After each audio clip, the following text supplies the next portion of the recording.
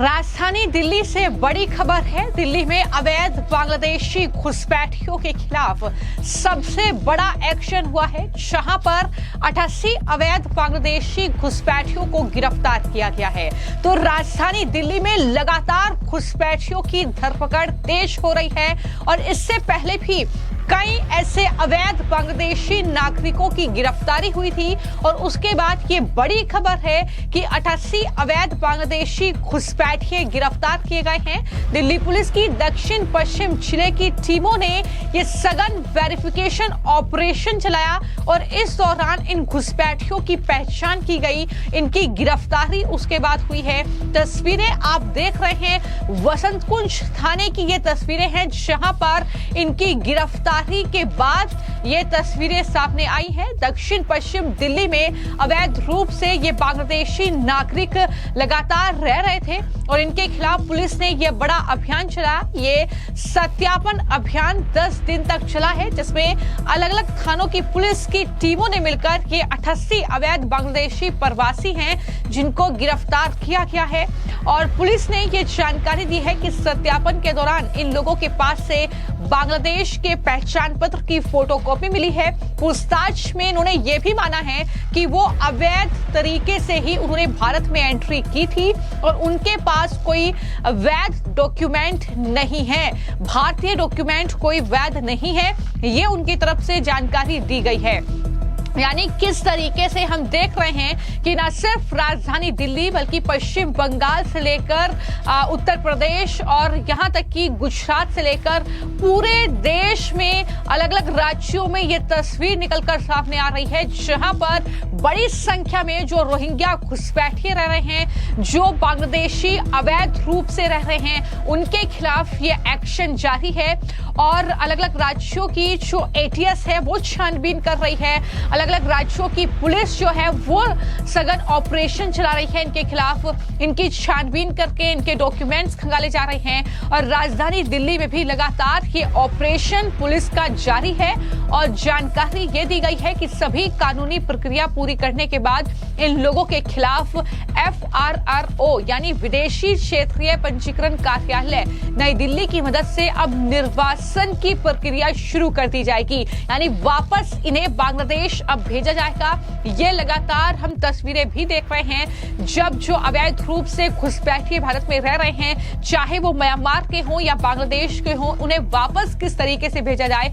इसकी प्रक्रिया अब तेज हो गई है। मैं आपको जानकारी दे दूं कि ये जो पूरा एक्शन हुआ है ये दरअसल केंद्रीय गृह मंत्रालय के निर्देशों के तहत किया गया है, जिसके तहत देश भर में अवैध प्रवासियों की पहचान और उन्हें देश से बाहर भेजने का अभियान जो है वो चलाया जा रहा है। पुलिस ने बताया है कि 26 दिसंबर 2024 से अब तक दक्षिण पश्चिम जिले में कुल 142 अवैध बांग्लादेशी प्रवासियों की पहचान कर उन्हें हिरासत में लिया गया है। और पिछले 10 दिन में ये जो सघन ऑपरेशन चलाया गया है, इस पूरे अभियान में दिल्ली के अगर अलग अलग इलाकों की मैं बात करूं तो Sarojini Nagar, Kishangarh, Safdarjung enclave, VK south, Kapashera, Sagarpur, Delhi cantt, Palam गांव, वीके नॉर्थ और AATS की पुलिस टीमों ने हिस्सा लिया। पुलिस का यह कहना है कि दक्षिण पश्चिम जिले में अवैध प्रवासियों की बढ़ती संख्या को देखते हुए ये विशेष अभियान चलाया गया है। इसके तहत कमजोर और जो भीड़ भाड़ वाले इलाके हैं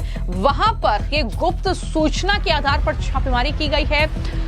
गुप्त मुखबिरों से मिली जानकारी पर ये एक्शन हुआ है। पुलिस ने संदिग्ध लोगों से पूछताछ की और दस्तावेज मांगे। जब वे वैध दस्तावेज नहीं दिखा पाए तो खुद को बांग्लादेशी नागरिक उन्होंने बताया, तो उन्हें हिरासत में लेकर कानूनी प्रक्रिया के तहत अब आगे की कार्रवाई जो है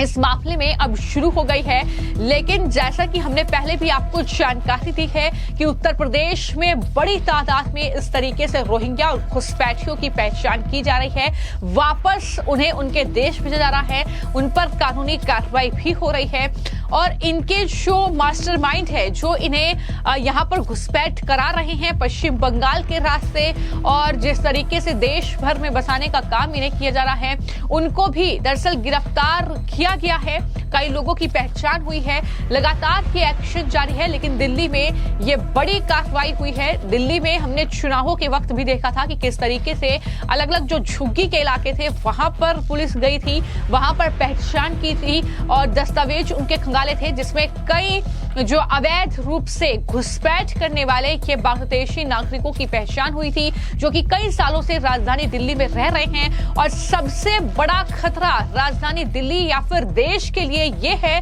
कि दरअसल ये जो घुसपैठिए हैं ये अलग अलग काम में संलिप्त पाए गए हैं, फिर चाहे वो आतंक के लिए काम करना हो, फिर चाहे वो ड्रग तस्करी का हो या अन्य जो कहीं न कहीं गंभीर मामले जिसमें इनकी संलिप्तता पाई गई है। और पश्चिम बंगाल में अगर मैं जिक्र करूं तो पश्चिम बंगाल में तो बड़ी संख्या में ऐसे मामले सामने आए हैं जहां पर इनकी संलिप्तता पाई गई है हिंदुओं को टारगेट करने में। तो इस तरीके से कुछ राजनीतिक दल और कह सकते हैं कि कुछ इस तरीके के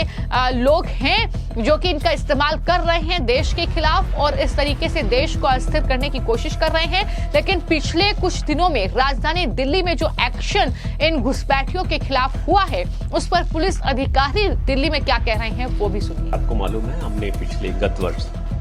ये स्पेशल ड्राइव इलीगल इमिग्रेंट खासकर बांग्लादेशी पे चलाई थी और उसका एक ही उद्देश्य था, ये इलीगल इमिग्रेंट्स ये घुसपैठिए राष्ट्रीय सुरक्षा के लिए खतरा है और कहीं ना कहीं काफी देखा गया है, बहुत से क्रिमिनल केसेस में भी इनका इन्वॉल्वमेंट पाया गया है। तो सुरक्षा की दृष्टि से एक अभियान चलाया गया कि दिल्ली में इस प्रकार के इलीगल इमिग्रेंट चाहे बांग्लादेशी हो या अदर कंट्रीज के हों, वो अगर पाए जाते हैं उनके खिलाफ हम कानूनी कार्रवाई, सख्त से सख्त कानूनी कार्रवाई करें। और दूसरा पहलू जो उससे ज्यादा बड़ा पहलू था कि खाली इलीगल इमिग्रेंट ही नहीं, इनको पनाह देने वाले, इनको सपोर्ट करने वाले, फैसिलिटेट करने वाले या उनको भारत में लाने वाले, साथ ही साथ इनका भारतीय पहचान पत्र जैसा दस्तावेज बनाने वालों को भी कानूनी कार्रवाई की जाए ताकि पूरा नेटवर्क, पूरा इकोसिस्टम इनका डिसमेंटल हो ताकि नए लोग भारत में ऐसे घुसपैठ के तरीके से भारत में ना आए। मुझे बताते हुए खुशी हो रही है कि हम पिछले 6 महीनों में सदर्न रेंज ने, जिसमें साउथ और साउथ ईस्ट जिला शामिल है, करीब 100 से ज्यादा 125 के आसपास हमने इलीगल बांग्लादेशियों को अरेस्ट किया है, डिपोर्ट किया है और साथ में करीब 100 अन्य इलीगल इमिग्रेंट जो अन्य देश से बिलोंग करते थे उनको भी डिपोर्ट किया है। तो जाहिर तौर पर भारत पाकिस्तान टेंशन के बीच इन पर लगातार एक्शन हो रहा है। जिस तरीके से इनकी संलिप्तता आतंक में भी पाई गई है और किस तरीके से पाकिस्तान की खुफिया एजेंसी ISI तक इनके संबंध पाए गए हैं, तो इस लिहाज से भी ये पूरी जो कहीं ना कहीं छानबीन है ये काफी ज्यादा अहम है। ये जो एक्शन है ये काफी ज्यादा अहम है और लगातार जो तेज होता ही नजर आ रहा है। फिलहाल आपकी इस पूरे मामले को लेकर क्या राय है हमें कमेंट बॉक्स में जरूर लिखिए। धन्यवाद।